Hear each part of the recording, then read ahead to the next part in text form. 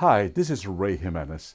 I have been teaching virtual training, webinars for years now, and I've always encountered this problem when trainers and presenters say that they have this dreaded pre-work activity.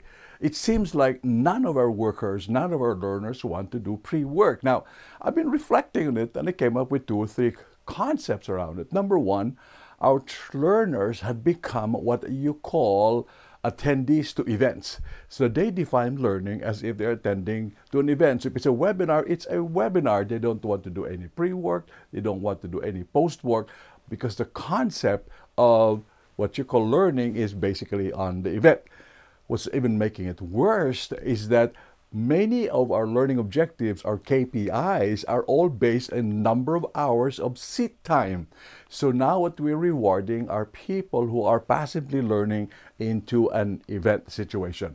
Now, this is a real challenge for all of us because now you want to expand the capability of your webinars and virtual training by providing them a lot more of enhanced learning before and after the webinar. So here are a few things you want to consider. Number one, please don't call it pre-work or post-work. Nobody wants work. So you might want to call it pre-activity, post-activity, pre-engagement, post-engagement.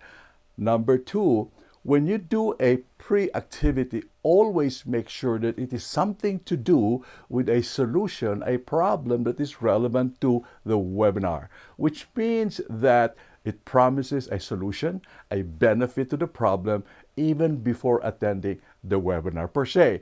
The third idea, incentivize them. Make sure that whatever they enter during the pre-work or maybe in the post-work, if you have another sequence of webinar, you are using as an example in your conversation, in your presentation. There are many more ideas, but start with these three and you begin to master the dreaded pre-work activity in webinars.